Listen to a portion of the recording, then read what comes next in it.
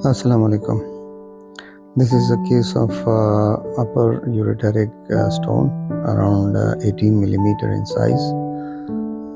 Impacted stone with the gross dilatation of the proximal ureter, the renal pelvis, and gross hydronephrosis with some bit of a reduction of the renal parenchyma. So we have mobilized the colon. It is a right-sided procedure,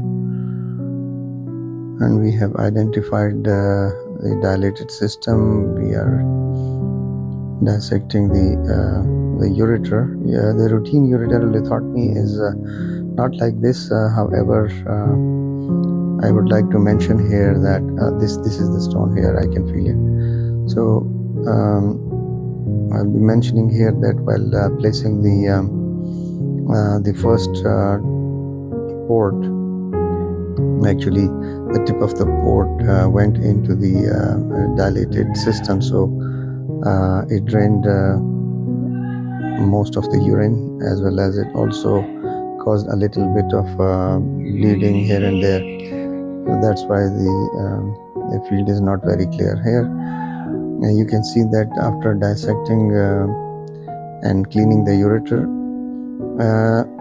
dissection of the ureter should be such that it should not be devascularized. And another important thing that is worth mentioning here is that it should be dissected enough so that after removing of the stone, its repair is easy. So enough of ureter needs to be mobilized and dissected out. So the scissor is not able to cut it, so we use the hook. The hook is the best instrument by which you can cut over the stone, and also a little bit of portion above the stone, so that the stone can be. It is so impacted that we have to dissect it from the mucosa with the dissector. So, and also try not to injure the mucosa or make any hole in the mucosa or the ureteric wall. So after removing the stone, we place it in a safe area where it can be found easily,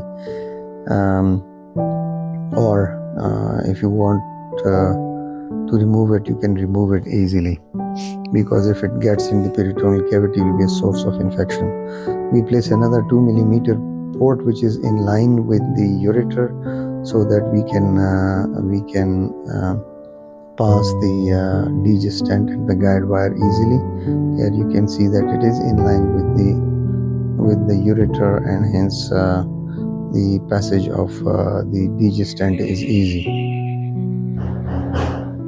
So we place the whole of the stent in the bladder, then we remove the guide wire, as it is just below the PUJ.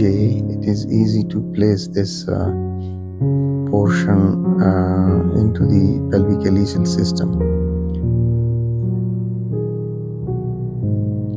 However, the loop of the DJ stent is always difficult to be manipulated into the system.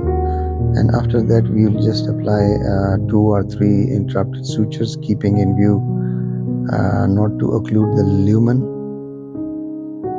as well as keeping in view and be cautious about the DJ stent, so that the DJ stent is not caught in the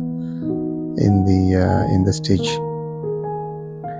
And nowadays, this procedure is very rare, especially for the proximal ureter, because one can perform a retrograde endoscopic surgery with maybe laser, or a percutaneous nephrolithotomy is the procedure of standard.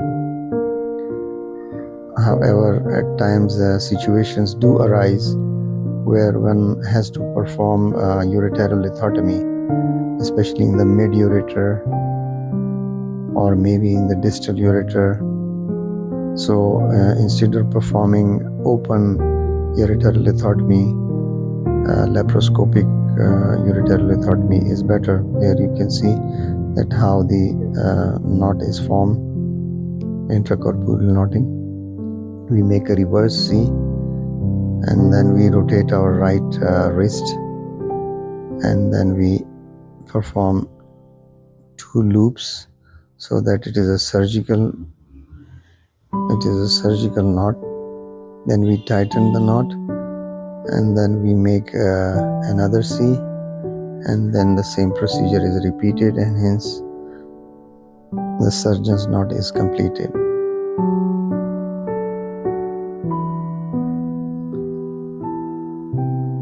As I already mentioned that care must be taken not to take or occlude the lumen of the ureter. So stitches must be near to the edges and must be under vision in this case, because the stent is there, and if it is caught in the stitch, it will be difficult to remove, and it may jeopardize the procedure as well as the kidney. So another loop. So 3 stitches interrupted have been applied. We could have used continuous suturing as well, but interrupted are preferred in ureterolithotomy. And then we place a drain. The drain is placed in the pelvis because it is a transperitoneal procedure. If there is any leak, it will go to the pelvis and will be drained there. And then we place this stone in a glove bag, and then we remove it. We keep the catheter for 10 days and the stent for a minimum of 3 weeks. Thank you very much for watching the procedure.